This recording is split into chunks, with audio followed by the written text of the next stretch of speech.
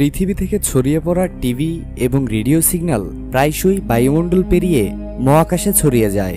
এই সিগন্যালগুলি ইলেকট্রোম্যাগনেটিক তরঙ্গ, যা যে কোনো দিকে আলোর গতিতে অর্থাৎ প্রায় প্রতি সেকেন্ডে 3 লক্ষ কিলোমিটার বেগে ছুটে চলে। সিগন্যাল যত পুরনো হবে তা পৃথিবী থেকে তত দূরে চলে যাবে। যেমন যদি কেউ আমাদের থেকে 50 আলোকবর্ষ দূরে থাকে এবং সেই সিগন্যাল ধরতে পারে, তাহলে সে আজও 50 বছর পুরনো টিভি এবং রেডিও শো দেখতে ও শুনতে পারবে। কিন্তু এখন প্রশ্ন হচ্ছে, আমাদের ছাড়া কি এই পৃথিবীতে আর কেউ আছে যারা এই সিগন্যাল পেয়েছে? তারা কি মানব সভ্যতার এই সংকেত বুঝে আমাদের সঙ্গে যোগাযোগ করবে? এই প্রশ্নটা প্রায় ছোট্ট এলির মনে উকি দিত। মায়ের অভাবে কেবল বাবার কাছে বড় হওয়া সেই মেয়ে বাবার পুরনো রেডিও দিয়ে দূরে কোথাও বার্তা পাঠানোর চেষ্টা করত আর প্রতীক্ষা করত কোনো অজানা উত্তর পাওয়ার। সে বারবার তার বাবাকে একই প্রশ্ন করত, এই পৃথিবীতে আমাদের ছাড়া কি আর কোনো সভ্যতা আছে? যদিও এই প্রশ্নের উত্তর এলির বাবার কাছেও ছিল না, তবু তিনি বলতেন, যদি এই পুরো মহাবিশ্বে আমরা একা হই, তাহলে কি এই বিশাল মহাশূন্য শুধু অকারণ ফাঁকা জায়গা? বাবার কথায় অনুপ্রাণিত হয়ে এলি তার জীবনের উদ্দেশ্য খুঁজে পেয়েছিল। বড় হয়ে সে যোগ দেয় SETI প্রোগ্রামে, যার লক্ষ্য অন্য গ্রহে বুদ্ধিমান প্রাণী অর্থাৎ এলিয়েনদের খোঁজ করা। এলিকে সম্প্রতি একটি ছোট শহরে পাঠানো হয়েছিল, যেখানে একটি বিশাল স্পেস অবজারভেটরি ছিল। সেখানে একটি বড় অ্যান্টেনা বসানো ছিল, যা মহাশূন্যের দূর পর্যন্ত সিগন্যাল পাঠাতে ও ধরতে পারত। এতদিন সেখানে ব্ল্যাক হোল এবং নতুন গ্রহ নিয়ে গবেষণা চলত, কিন্তু এখন এলি সেখানে এলিয়েনদের খুঁজতে বসেছিল। দিনরাত হেডফোন কানে নিয়ে মহাকাশ থেকে আসা শব্দ শোনা অনেকের কাছে বিরক্তিকর কাজ মনে হতে পারে, কিন্তু এলির কাছে এটা ছিল এক ধরনের রোমাঞ্চ। কারণ তার দৃঢ় বিশ্বাস ছিল, একদিন কোনো না কোনো শব্দ আসবেই যা এলিয়েনদের অস্তিত্বের প্রমাণ হয়ে উঠবে। এলির মতোই একজন ব্যতিক্রমী মানুষ ছিল, যার নাম ক্যান্ট। ক্যান্ট দেখতে পেত না, কিন্তু মহাকাশের শব্দ শোনা তার ভালো লাগতো। ক্যান্ট সেই অবজারভেটরির প্রধান গবেষক ছিল। সে এলিকে স্বাগতম জানিয়ে তার টেকনিশিয়ান টিমের সঙ্গে পরিচয় করিয়ে দেয় এবং সবাই মিলে নিজেদের কাজে লেগে যায়। এরপর একদিন ডেভিড ড্রামলিন এলির অবজারভেটরিতে আসে। ড্রামলিন ছিল হোয়াইট হাউসের প্রধান বৈজ্ঞানিক উপদেষ্টা, যে SETI প্রোগ্রামের তদারকিতে এসেছিল। তাকে স্বাগতম জানাতে সেদিন সন্ধ্যায় অবজারভেটরিতে একটি পার্টির আয়োজন করা হয়েছিল। যদিও ড্রামলিনের কাছে SETI প্রোগ্রাম সরকারি অর্থের অপচয় মনে হতো। তার মতে তাদের থিওরিটিক্যাল আর কল্পনাশ্রুত বিষয় ছেড়ে ব্যবহারিক জিনিস নিয়ে গবেষণা করা উচিত। কিন্তু তখনই একজন এসে বলল, মানে সত্যের অনুসন্ধান করা, টাকা নষ্ট কিভাবে? শেষমেশ বিজ্ঞানের আসল উদ্দেশ্য তো সত্যের খোঁজ করা, তাই না? এই ব্যক্তির নাম ছিল পামার জশ। পামার একজন বিখ্যাত অত্যাধিক দার্শনিক ও লেখক, যে ঈশ্বর এবং ধর্ম নিয়ে গভীরভাবে চিন্তা ভাবনা করত। এলির কাছে পামারের ধরন খুব ভালো লেগেছিল। পামারও এলির প্রতি বেশ আগ্রহ দেখাচ্ছিল। যদিও তাদের চিন্তাধারায় আকাশ পাতাল পার্থক্য ছিল, তবু তাদের হৃদয় একে অপরের প্রতি আকৃষ্ট হয়ে গেল। সেই রাতটা তারা একসাথে এলির বাড়িতে কাটিয়েছিল। এই সময় পামার এলির বাড়িতে তার এবং তার বাবার ছবি দেখে এলির বাবার কথা জানতে চাইল। এলি জানালো যে যখন সে 8 বছর বয়সী, তখন এক রোগ তার বাবার প্রাণ কেড়ে নিয়েছিল। সেই থেকে সে এই পৃথিবীতে একা। পামার তাকে সান্ত্বনা দিয়ে বলল যে সে একা নয়, ঈশ্বর তার সঙ্গে আছেন। কিন্তু এই কথা এলির ভালো লাগেনি, কারণ সে ঈশ্বর বা বিশ্বাসের কোনো বিষয়েই আস্থা রাখত না। সে প্রতিটি বিষয়ে বৈজ্ঞানিক প্রমাণ খুঁজে বেড়াত। পামারকে ধর্ম আর বিশ্বাস নিয়ে কথা বলতে দেখে এলি তাকে বিদায় জানিয়ে তার অবজারভেটরিতে ফিরে যায়। কিন্তু সেখানে পৌঁছে এলি একেবারে হতবাক হয়ে যায়। ক্যান্ট তাকে জানায় যে ড্রামলিন তাদের SETI প্রোগ্রাম বন্ধ করে দিয়েছে। আসলে ড্রামলিনের ধারণা ছিল যে মহাকাশে শুধু কার্বন এবং গ্যাস ছাড়া আর কিছু নেই, আর যদি এলিয়েন থেকেও থাকে, তারা এত দূরে যে তাদের সঙ্গে যোগাযোগ করা প্রায় অসম্ভব। তাই ড্রামলিন SETI প্রোগ্রামকে অর্থ এবং সময়ের অপচয় বলে মনে করে এবং ফান্ডিং বন্ধ করে দেয়। এক মুহূর্তেই এলির সব স্বপ্ন ভেঙে চুরমার হয়ে যায়। সে হতাশ হয়ে বাড়ি ফিরে আসে। তবুও এলির মনে এক দৃঢ় বিশ্বাস ছিল, মহাবিশ্ব নিছকই এত বিশাল হতে পারে না, নিশ্চয়ই আর কোনো সভ্যতা কোথাও আছে। সে কোনো অবস্থাতেই তার এই অনুসন্ধান থামাতে চাইছিল না। এলি, ক্যান্ট এবং বাকি টিমের সঙ্গে নিউ মেক্সিকো যাওয়ার সিদ্ধান্ত নেয়, কারণ সেখানেই সম্প্রতি ভিএলএ বা ভেরি লার্জ অ্যারে তৈরি করা হয়েছিল। ভিএলএ ছিল বিশাল বিশাল রেডিও টেলিস্কোপের এক ঝাঁক, যা বহু আলোকবর্ষ দূরে থেকেও মহাকাশ থেকে আসা অনেক ছোট রেডিও তরঙ্গ ধরতে পারত। কিন্তু এই টেলিস্কোপগুলো ব্যবহার করা মোটেও সহজ ছিল না।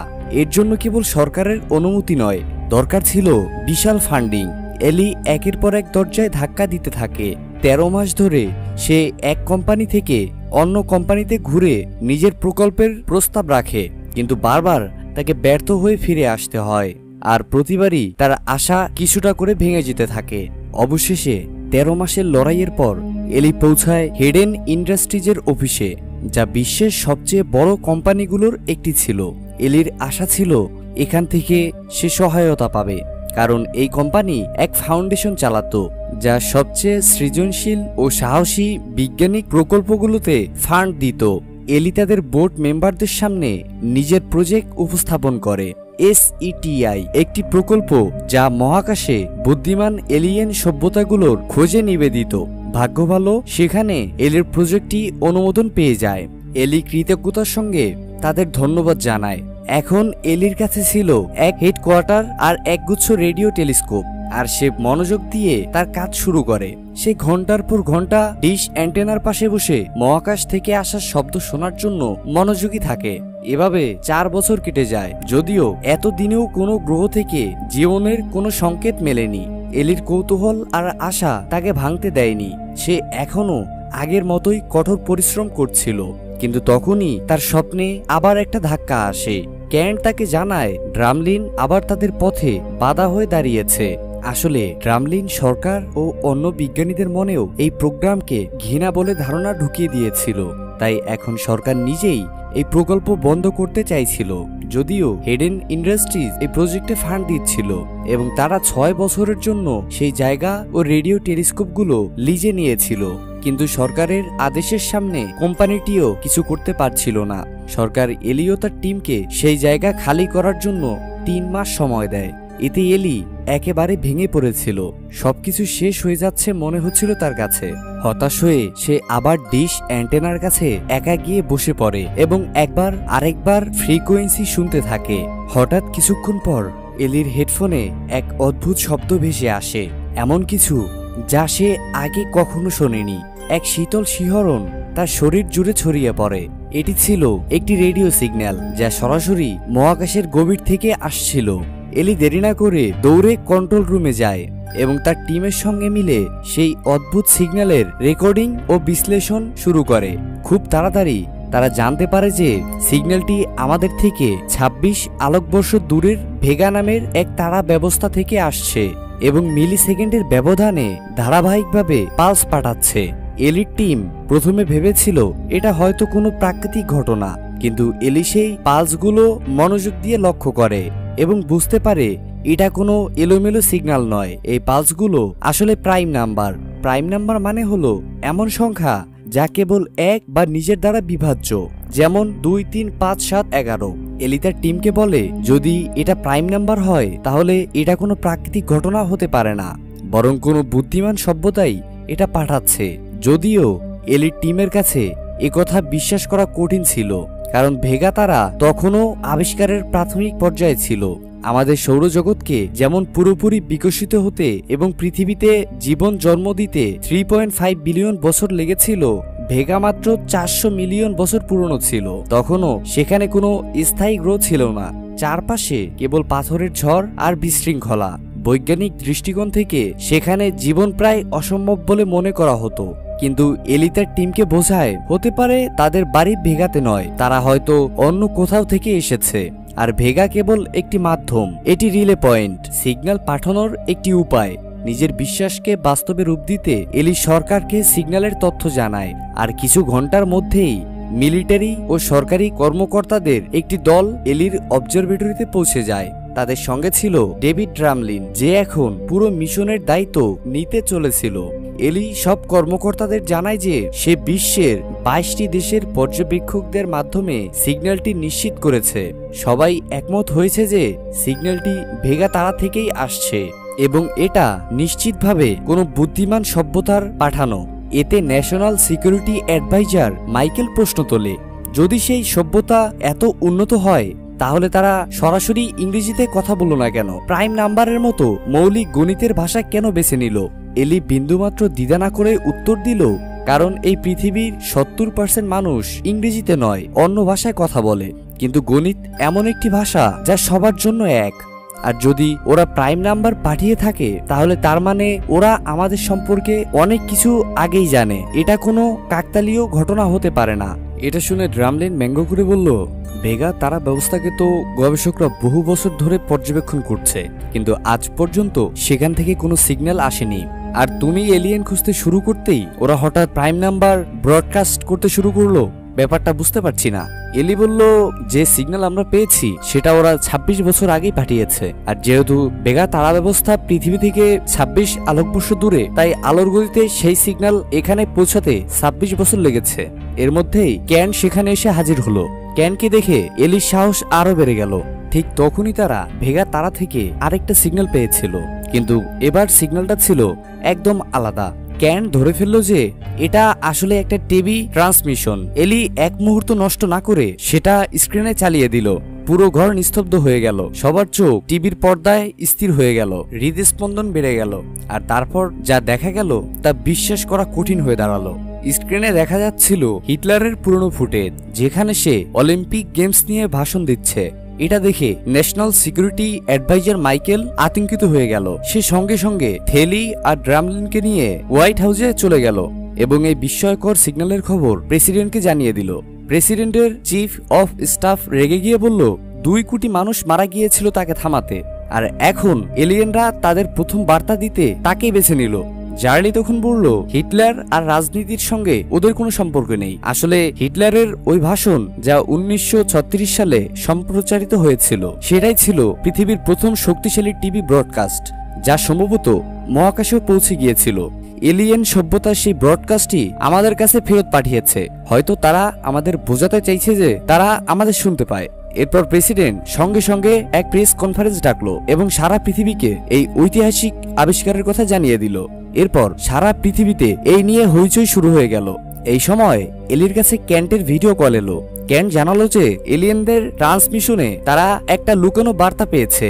আসলে এলিয়েনরা প্রতি সেকেন্ডে 50 ফ্রেমের ভিডিও পাঠিয়েছিল, যার মধ্যে 25 ফ্রেমে ছিল হিটলারের ফুটেজ, আর বাকি 25 ফ্রেমে লুকিয়ে ছিল এলিয়েনদের বার্তা। সেই বার্তা এলিয়েন ভাষায় লেখা ছিল এবং তারা সেই ভাষায় লেখা বহু পৃষ্ঠা খুঁজে পেয়েছিল। এগুলো দেখে এলির আনন্দের সীমা রইল না, কারণ এটা প্রমাণ করছিল যে তারা এক অত্যন্ত উন্নত এলিয়েন সভ্যতার মুখোমুখি হতে চলেছে। তবে এলিয়েন ভাষা হওয়ায় সেই বার্তাগুলোর অর্থ জানা খুব কঠিন ছিল। খুব দ্রুত সংবাদের মাধ্যমে এলিয়েনদের পাওয়া এই বার্তার খবর সারা পৃথিবীতে ছড়িয়ে পড়ে। মানুষের মধ্যে গুজব উঠতে থাকে। কেউ ভাবতে শুরু করে যে এলিয়েনরা ঈশ্বর এবং তারা আবার মানুষের কাছে বার্তা পাঠাচ্ছে। আবার কেউ ভাবছিল যে এলিয়েনরা পৃথিবীতে আক্রমণ করতে চলেছে। এলি ফিরে গেল নিউ মেক্সিকোতে তাদের কমান্ড সেন্টারে। সেখানে গিয়ে সে দেখলো যে কমান্ড সেন্টারের বাইরে মানুষের ভিড়, যেন এক বিশাল মেলা বসেছে। এলি দেখলো সেখানে নানা ধরনের মানুষের দল। কেউ এলিয়েনদের ঈশ্বর মনে করে পূজা করছে, কেউ আবার ওদের শয়তান মনে করছে। এলি এক লোককে দেখলো যে ভিড়ের মধ্যে দাঁড়িয়ে বক্তৃতা দিচ্ছিল। সে বলছিল, এই বিজ্ঞানীরাই পৃথিবীকে সর্বনাশের দিকে নিয়ে গেছে, পারমাণবিক বোমা বানিয়ে পরিবেশ ধ্বংস করেছে, জল বাতাস দূষিত করেছে। তাই ঈশ্বর ওদের কুকর্মের শাস্তি দিতে পুরো মানবজাতিকে শেষ করতে এলিয়েনদের পাঠিয়েছে। ঠিক তখনই সেই লোকটা এলির দিকে তাকাতে শুরু করলো। এটা দেখে এলি গাড়ির জানালা তুলে দিল। এভাবে 2 সপ্তাহ কেটে গেল। দিনে দিনে মানুষের মধ্যে জানার আগ্রহ আরো বেড়ে চলল। সবাই জানতে চাইছিল এলিয়েনদের পাঠানো বার্তায় ঠিক কি লেখা আছে, কিন্তু এলি আর তার দল এখন সেই বার্তাটি পুরোপুরি ডিকোড করতে পারেনি। বার্তাটি কোনো সাধারণ বার্তা ছিল না, প্রায় 63,000 পাতার বিশাল বার্তা। তবে দল একটি বিষয় বুঝে গিয়েছিল, সেটি হলো পুরো বার্তাটি অনেক টুকরোয় বিভক্ত ছিল। প্রতিটি পাতার ধারে ছিল একটি অ্যালাইনমেন্ট সিম্বল, একটি চিহ্ন যা দেখাতো কোন পাতা কিসের সাথে যুক্ত হবে। কিন্তু সমস্যা ছিল যখনই 3টি পাতা নিখুঁতভাবে মিলে যেত, চতুর্থটি সবসময় মিসম্যাচ হতো, যেন এই মহাজাগতিক ধাঁধার কোনো গুরুত্বপূর্ণ অংশ নিখোঁজ ছিল। সেই রাতেও এলি ক্লান্ত হয়ে বাড়ি ফিরেছিল। ঠিক তখনই তার ফোনে এক অজানা নম্বর থেকে কল এলো। ফোনের ওপার থেকে এক শান্ত কিন্তু আত্মবিশ্বাসী কণ্ঠ শোনা গেল। আমি সেই এলিয়েন বার্তাটি ডিকোড করে ফেলেছি। এলি অবাক হয়ে গেল। সে তাড়াতাড়ি সময় ও জায়গা জিজ্ঞেস করে বেরিয়ে পড়ল।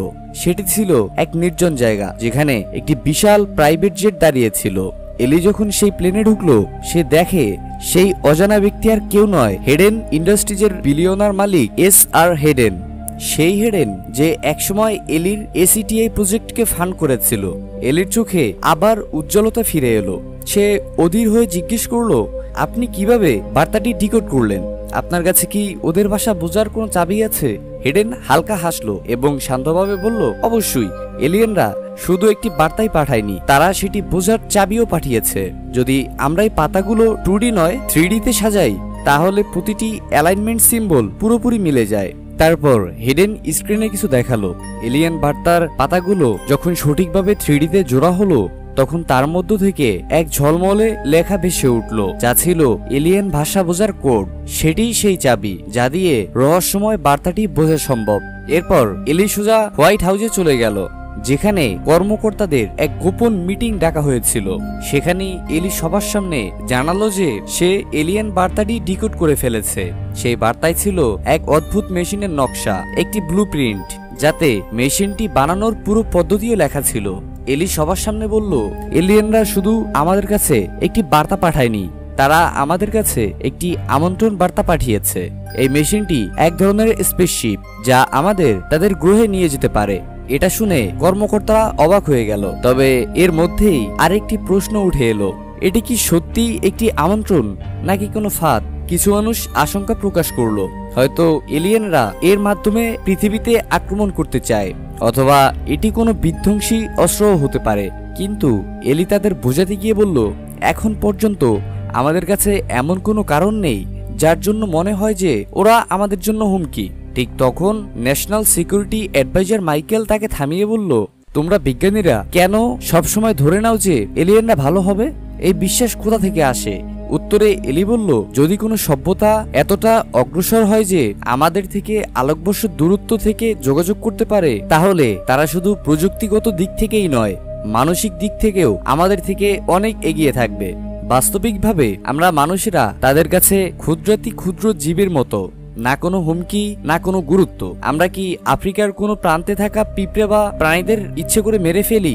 না, আমরা তাদের নিয়ে গবেষণা করি, তাদের জীবন দ্বারা বোঝার চেষ্টা করি। হয়তো এলিয়েনরাও আমাদের সেইভাবে দেখতে চায়, ধ্বংস করার মতো নয়, বরং বোঝার মতো। ড্রামলিন হালকা হাসি দিয়ে বলল, এলি, তুমি পিঁপড়ের উদাহরণটা ভালোই দিলে, কিন্তু তুমি ভুলে যাচ্ছ অনেক সময় আমরা না বুঝেই সেই পিঁপড়েদের পায়ে পিষে মেরে ফেলি, আর আমাদের কিছুই যায় আসে না।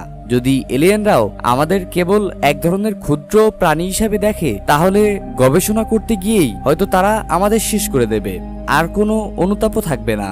এখন এই বিষয়টি শুধু বিজ্ঞান নয়, পুরো একটি রাজনৈতিক ইস্যুতে রূপ নিয়েছিল। কর্মকর্তা রিচার্ড র্যাঙ্ক তার উদ্বেগ প্রকাশ করে বললেন, যদি এলিয়েনদের বার্তায় এটি প্রমাণিত না হয় যে তারা আমাদের শত্রু, তাহলে এটাও তো কোথাও প্রমাণ হয় না যে তারা শান্তি চায়। আমরা ওদের কথা মেনে এমন কোনো মেশিন বানাতে পারি না যার ফলাফলের আমাদের কোনো ধারণা নেই এবং যার কারণে কোটি কোটি মানুষের প্রাণ হুমকির মুখে পড়তে পারে। কর্মকর্তা বলল, আমাদের পরিসংখ্যান বলছে বেশিরভাগ মানুষ এলিয়েনদের হুমকি হিসেবে দেখছে। তারা চাইবে না যে আমরা এমন কোনো মেশিন বানাই যার আমরা নিজেরাই কিছু বুঝি না। আর যদি আমরা তবু এখন সিদ্ধান্ত নিই, তাহলে এর সরাসরি প্রভাব প্রেসিডেন্টের ভাবমূর্তিতে পড়বে। তিনি শুধু নির্বাচনে হেরে যাবেন না, দেশের জনগণের আস্থাও হারাবেন। এটা শুনে এলি অবাক হয়ে গেল যে কর্মকর্তারা বিজ্ঞানের বিষয়গুলোকেও রাজনৈতিক দৃষ্টিকোণ থেকে দেখছে। এলি বলল, এটা তো বিজ্ঞানের সঙ্গে অন্যায়। কিন্তু র্যাঙ্ক এলিকে থামিয়ে বলল, একটু বুঝুন তো, আমাদের ও এলিয়েনদের চিন্তা ভাবনার সম্পর্কে কিছুই জানা নেই। আমাদের এটাও জানা নেই তারা ঈশ্বরে বিশ্বাস করেন কিনা। আর ভাবুন তো সেই কোটি কোটি মানুষের কথা যারা ইতিমধ্যেই তাদেরকে ঈশ্বর হিসেবে মানতে শুরু করেছে। যদি সেই প্রাণীরা সামনে আসে আর তারা ধর্মে বিশ্বাসী না হয়, তাহলে মানুষের বিশ্বাসে কতটা আঘাত লাগবে? আমরা কি সেই ধাক্কার জন্য প্রস্তুত? এলি সরাসরি উত্তর দিল, কিন্তু এখানে তো স্পষ্ট যে এই সভ্যতা বিজ্ঞানে বিশ্বাস রাখে, তাই তারা তাদের বার্তাও বিজ্ঞানের ভাষায় পাঠিয়েছে। যদি তাদের চরিত্র ধর্মীয় হতো তাহলে সেই বার্তা কোনো জ্বলন্ত ঝোপের মতো আসতো বা আকাশ থেকে কোনো দৈববাণী শোনা যেত। ঠিক তখন পেছন থেকে কেউ বলল, এটাই তো দৈববাণী। এলি ঘুরে দেখলো সে আর কেউ নয়, পামার। আসলে কিছুদিন আগে পামারের একটি বই প্রকাশিত হয়েছিল।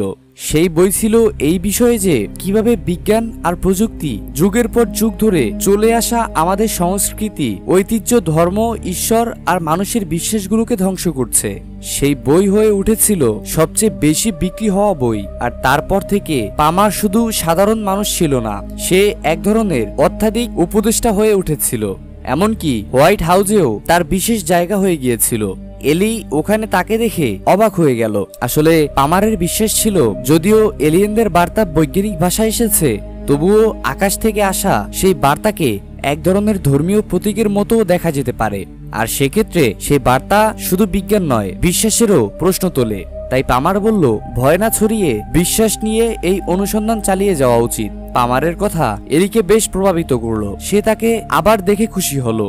কিছুক্ষণ পর প্রেসিডেন্ট এক প্রেস কনফারেন্সের মাধ্যমে পুরো পৃথিবীকে এলিয়েন বার্তার খবর জানালেন। আর সেদিন সন্ধ্যায় হোয়াইট হাউসে এক বিজ্ঞানী ও কর্মকর্তাদের পার্টি রাখা হলো। এলিও সেখানে উপস্থিত ছিল। ওর আবার পামারের সাথে দেখা হলো। হালকা কথাবার্তার মধ্যে এলি পামারের দিকে তাকিয়ে বলল, আমি তোমার বই পড়েছি। এক কোট এখনো আমার মনে বাজে। তুমি লিখেছিলে, কি অদ্ভুত, মানুষ এই যুগে বিজ্ঞানে সবচেয়ে বেশি বিশ্বাস করে, সব প্রশ্নের উত্তর বিজ্ঞান থেকে চায়, কিন্তু বিজ্ঞান এখনো সেই প্রশ্নের উত্তর দিতে পারেনি যার জন্য মানুষ সবচেয়ে বেশি ক্ষুধার্ত, অর্থাৎ জীবনের মানে।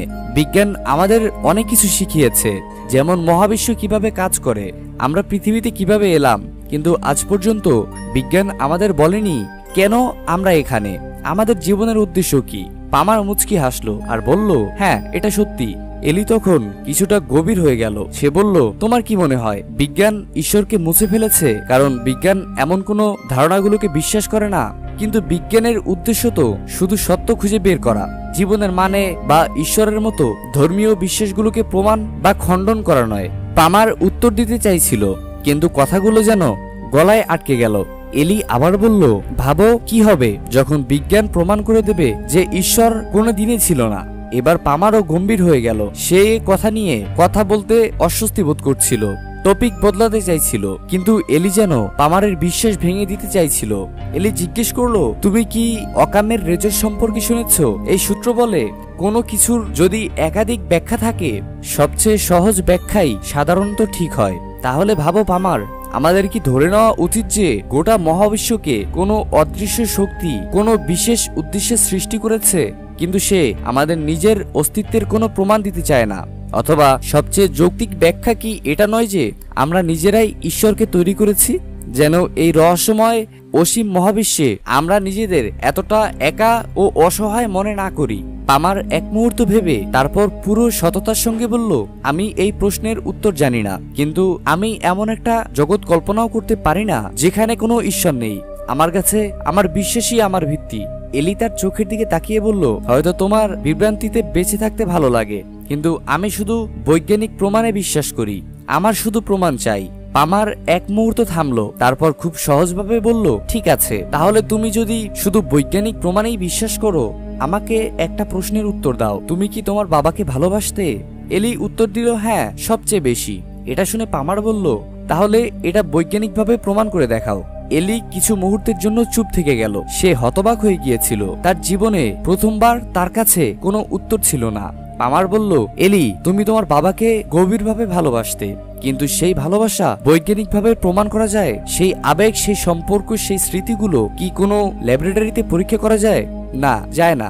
কিন্তু তবুও তুমি জানো যে সেই ভালোবাসা সত্যি ছিল। যেমন আমাদের ভালোবাসাকে প্রমাণ করার দরকার হয় না, তেমনি ঈশ্বর, বিশ্বাস আর আস্থাকেও প্রমাণ করার দরকার নেই। এই সময়ে এক বড় খবর সামনে এলো। বিজ্ঞানীরা এলিয়েনদের পাঠানো বার্তার 3D মডেল তৈরি করে ফেলেছিল। মডেল দেখে পরিষ্কার বোঝা গেল সেই মেশিনে একজন মানুষের বসার জন্য বিশেষ জায়গা ছিল। অর্থাৎ এলির থিওরি একেবারে সঠিক ছিল। এটা শুধু কোনো বার্তা নয়, বরং এক আমন্ত্রণপত্র। এলিয়েনরা মানুষদের তাদের গ্রহে আমন্ত্রণ জানাচ্ছিল। প্রেসিডেন্ট সঙ্গে সঙ্গে এক জরুরি বৈঠক ডাকলেন। এবং আনুষ্ঠানিকভাবে এলিয়েন মেশিন তৈরি করার ঘোষণা দিলেন। তবে এই প্রজেক্টটা সস্তা ছিল না, এতে কয়েক বিলিয়ন ডলার খরচ হবে। তাই প্রেসিডেন্ট বিশ্বের অন্যান্য দেশগুলোকেও এই মিশনে অংশীদার হওয়ার আহ্বান জানালেন, যাতে এটি কেবল এক দেশের নয়, গোটা মানবজাতির প্রকল্প হয়ে ওঠে। কিন্তু এখন সবচেয়ে বড় প্রশ্ন দাঁড়ালো, কে সেই ব্যক্তি হবে যে এলিয়েনের মেশিনে বসে পৃথিবীর পক্ষ থেকে প্রথমবার মহাবিশ্বের সীমানা পার করবে। এর জন্য তৈরি হলো একটি বিশেষ সিলেকশন কমিটি, যার কাজ ছিল বিশ্বের সবচেয়ে বুদ্ধিমান, সাহসী ও দায়িত্বশীল মানুষকে নির্বাচন করা, যে এলিয়েনদের সাথে দেখা করবে। এলি নিজেই এই গবেষণার সবচেয়ে গুরুত্বপূর্ণ অংশ ছিল, তাই তার নামও প্রার্থীদের তালিকায় রাখা হলো। এলিয়েনদের সাথে দেখা করার উন্মাদনা এতটাই ছিল যে ড্রামলিন ক্যান্ডিডেট হওয়ার জন্য নিজের চাকরিও ছেড়ে দিল। ধাপে ধাপে 10 জন প্রার্থী বাছাই করা হলো, যাদের মধ্যে এলি আর ড্রামলিন দুজনেই ছিল। কয়েকদিন পর এলো সেই সময় যার জন্য গোটা পৃথিবী অপেক্ষা করছিল, ক্যান্ডিডেটদের ফাইনাল টেস্ট। প্রতিটি দেশের চোখ তখন টেলিভিশনের পর্দায় আটকে ছিল। সবাই জানতে চাইছিল কে যাবে মহাবিশ্বের ওপারে। সিলেকশন কমিটিতে ছিলেন বিশ্বের সবচেয়ে বড় স্কলার, বৈজ্ঞানিক, ধর্মতত্ত্ববিদ, দার্শনিক, পামারও তাদের মধ্যে ছিলেন। একে একে সবাইকে প্রশ্ন করা হলো। তারপর এলো এলির পালা। এলি আত্মবিশ্বাসের সঙ্গে কমিটির প্রতিটি প্রশ্নের ধৈর্য আর বুদ্ধিমত্তার সঙ্গে উত্তর দিল। এরপর এক সদস্য এলিকে প্রশ্ন করলো, এই মিশনে যদি আপনি সেই বুদ্ধিমান এলিয়েন সভ্যতার সাথে দেখা করেন এবং তাদের শুধু একটি প্রশ্ন করার সুযোগ পান, তাহলে সেই প্রশ্ন কি হবে? এলি সুন্দর করে উত্তর দিল, আমি জিজ্ঞেস করব, আপনারা এটা কিভাবে করলেন, কিভাবে এতটা এগিয়ে গেলেন নিজেদের ধ্বংস না করে? কারণ আমরা মানুষেরা যখনই বিজ্ঞান আর প্রযুক্তিতে এগোচ্ছি, আমরা নিজেরা আর পৃথিবীকে ততটাই বিপদে ফেলছি। আপনারা যেটা পার করে এসেছেন সেই পর্যায়ে আমরা কিভাবে পার করতে পারি? এলির এই উত্তর কমিটির সদস্যদের মুগ্ধ করে দিল। এলি পুরোপুরি নিশ্চিত হয়ে গিয়েছিল যে তাকেই প্যাসেঞ্জার হিসেবে বাছাই করা হবে। কিন্তু তখনই পামার এলিকে শেষ প্রশ্ন করলো। সে বলল, ডক্টর এলি অ্যারোয়ে, আপনি কি ঈশ্বরে বিশ্বাস করেন? এলি কিছু মুহূর্তের জন্য নিস্তব্ধ হয়ে গেল। সে জিজ্ঞেস করলো, মাফ করবেন, কিন্তু এই প্রশ্নের সঙ্গে এই মিশনের সম্পর্ক কি? তবে একজন সদস্য বলল, এর গভীর সম্পর্ক আছে ডাক্তার, কারণ এই মিশন শুধু বৈজ্ঞানিক বিষয়ক নয়, মানুষের ধর্মীয় বিশ্বাসের বিষয়ও। পৃথিবীর 95% মানুষ কোনো না কোনোভাবে ধর্মীয়। তারা চান যে ব্যক্তি তাদের পক্ষ থেকে ঈশ্বরের সঙ্গে কথা বলবে সে নিজেও ঈশ্বরে বিশ্বাসী হোক। এলি জানতো যদি সে সৎ কথা বলে তবে হয়তো তাকে এই সুযোগ দেওয়া হবে না, কিন্তু তবুও সে সত্য বলল। সে চোখ না নামিয়ে বলল, আমি শুধুমাত্র বৈজ্ঞানিক প্রমাণের উপর বিশ্বাস করি। এটা বলার কারণে এলি তার সুযোগ হারিয়ে ফেলল। কিছু সময় পর ফলাফল সামনে এলো। কমিটি ড্রামলিনকে যাত্রী হিসেবে নির্বাচন করেছিল, কারণ ড্রামলিন সেই উত্তর দিয়েছিল যা মানুষ শুনতে চেয়েছিল। সে নিজেকে পুরোপুরি একজন ধর্মীয় ব্যক্তি হিসাবে পরিচয় দিয়েছিল। এলির সবচেয়ে খারাপ লাগলো যে পামার তার জন্য ভোটও দেয়নি। এলি পামারের প্রতি খুব রেগে গিয়েছিল। এরপর সে আর কখনো পামারের সঙ্গে দেখা করেনি। কয়েকদিন পর বৈজ্ঞানিক এবং ইঞ্জিনিয়ারদের কঠোর পরিশ্রমের পর অবশেষে এলিয়েন মেশিন প্রস্তুত হলো। এটি একটি আধুনিক প্রযুক্তির মেশিন ছিল, যার মধ্যে বড় বড় রিং আকৃতির অংশ ছিল, আর সেই মেশিনের উপর একটি ক্যাপসুলের মতো যাত্রীপথ ছিল। সেখানে যাত্রী বসানো হবে। এলিয়েনদের নির্দেশ অনুযায়ী সেই রিংটি ঘোরানোর পরে তার মাঝখানে পড়ে থাকা যাত্রীকে ফেলে দেওয়া হবে। তবে কেউ জানতো না মেশিনের মাঝখানে আসার পর যাত্রীর সঙ্গে ঠিক কি হবে। কিছু বিশেষজ্ঞ মনে করেছিলেন যে মেশিনের মাঝখানে একটি নতুন মাত্রা খুলবে যা যাত্রীকে এলিয়েনের পৃথিবীতে নিয়ে যাবে। আবার কিছু বিশেষজ্ঞদের ধারণা ছিল মেশিনের মাঝখানে একটি পথ খুলবে যা আলোর গতিতে যাত্রীকে এলিয়েনের গ্রহে পৌঁছে দেবে। তবে এই প্রক্রিয়া যতটা সহজ মনে হচ্ছিল ততটাই বিপজ্জনক ছিল। অনেক বিশেষজ্ঞ দাবি করেছিলেন যে এই মেশিনে যাওয়া যাত্রীর মৃত্যু অনিবার্য।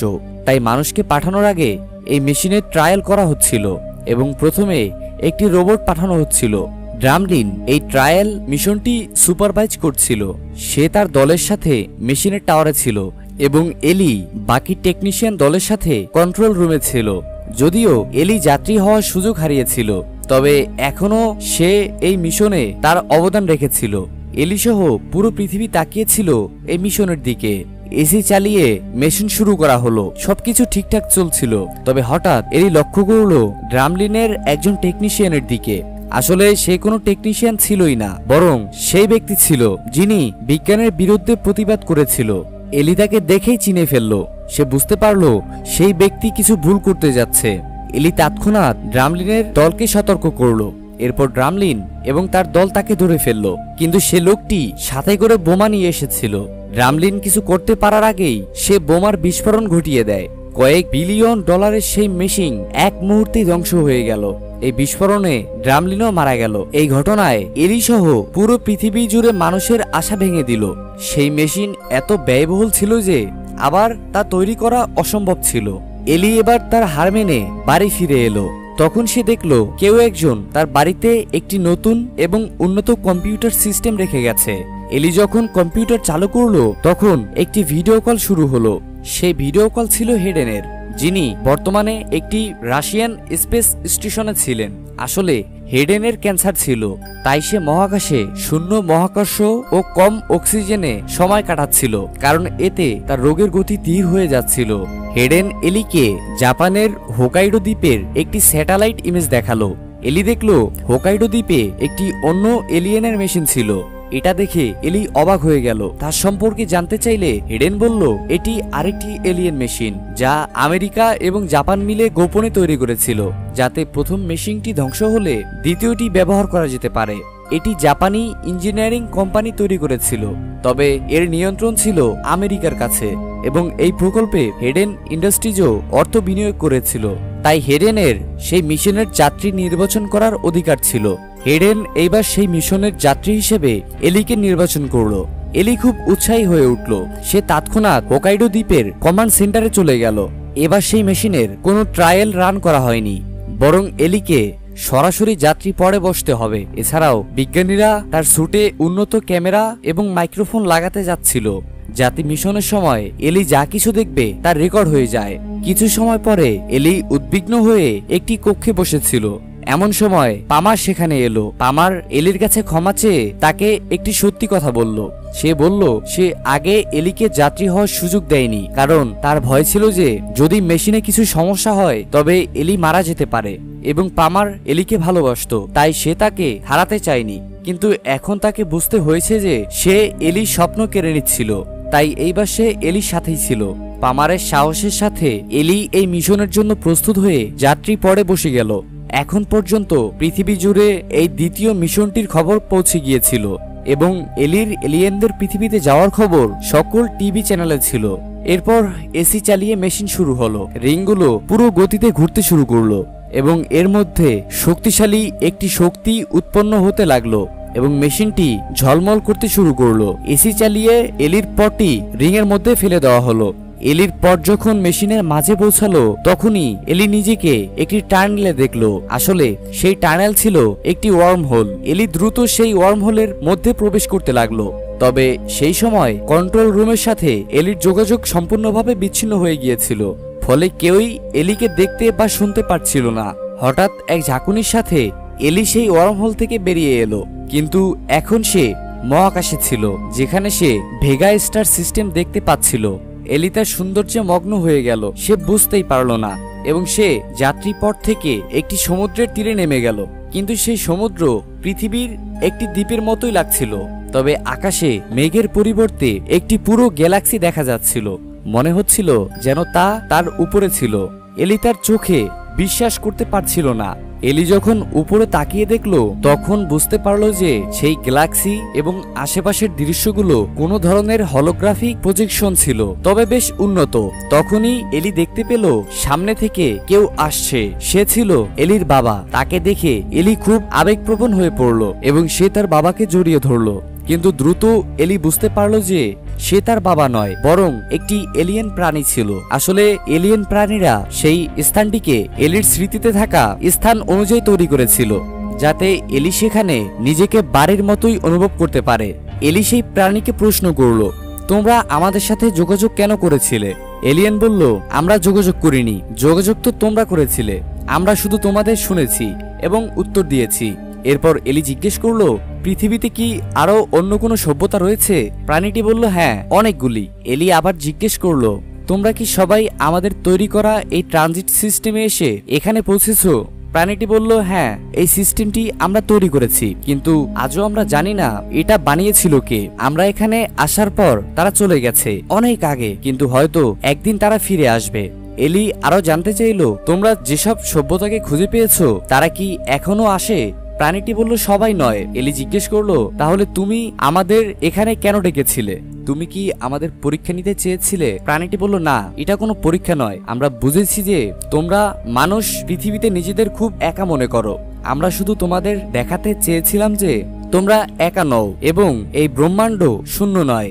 এলি প্রশ্ন করলো, এখন কি হবে? প্রাণীটি বলল, এখন তোমাকে বাড়ি ফিরে যেতে হবে। তবে এলি অস্থির হয়ে উঠে বলল, কিন্তু আমি তোমাদের থেকে অনেক প্রশ্ন করতে চাই। আমরা কি আবার এখানে ফিরে আসতে পারবো?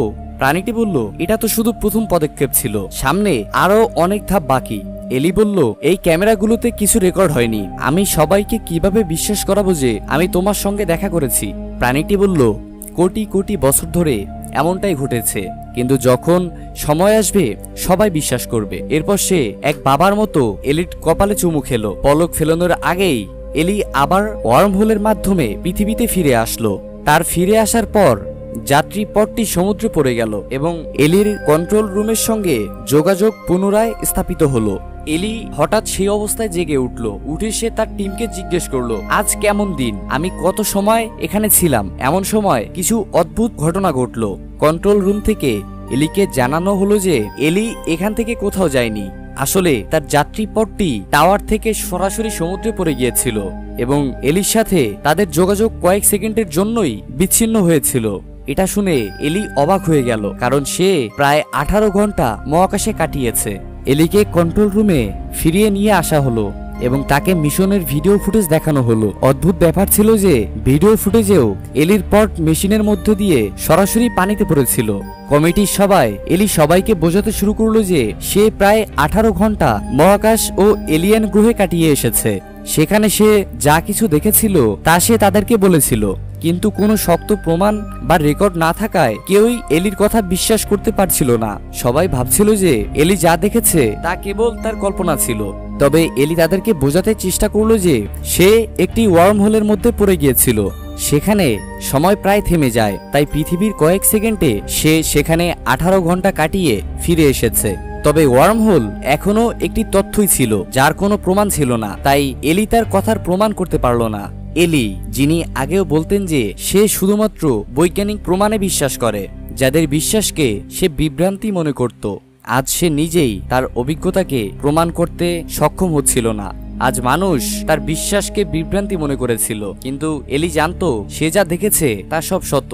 সেই সময় একমাত্র একজন ছিল যে এলির উপর বিশ্বাস করেছিল, পামার। এলি এখন পামারের ঈশ্বরের প্রতি বিশ্বাসকেও বুঝতে পারছিল। পামারের সাথে সাথে পৃথিবী জুড়ে যারা ঈশ্বরে বিশ্বাস করতেন তারাও এলির কথায় বিশ্বাস করেছিল। এটি দেখে এলি খুব খুশি ছিল। কিছু সময় পর সরকার এই পুরো ঘটনার গভীরভাবে তদন্ত করলো। তদন্তে একটি চমকপ্রদ তথ্য উঠে এলো। যদিও এলির ক্যামেরায় কেবল স্থির ছবি বা ঝিলমিলানো রেকর্ড ছিল, তবে সেই রেকর্ডিং 18 ঘন্টার ছিল। এই তথ্য আবারও বিজ্ঞানীদের এলির কথায় বিশ্বাস করতে বাধ্য করলো। এলির প্রকল্পে আবারও অর্থায়ন পাওয়া গেল। এখন এলি আরো বড় এবং শক্তিশালী রেডিও টেলিস্কোপ নিয়ে তার অনুসন্ধান চালিয়ে যেতে পারবে। সে আশা করেছিল যে একদিন না একদিন এলিয়েন সভ্যতা আবার তাদের সাথে যোগাযোগ করবে। এই আশা এবং সাহসের সাথে একবার আবার সে তার কাজ শুরু করে দিল এবং এইভাবে এই সিনেমাটি এখানেই শেষ হলো। আজকের মতো আমি এখানেই বিদায় নিচ্ছি। ভিডিও ভালো লাগলে লাইক দিয়ে চ্যানেলটা সাবস্ক্রাইব করতে ভুলবেন না। দেখা হবে অন্য কোনো ভিডিওতে অন্য কোনো মুভির সাথে। আল্লাহ হাফেজ।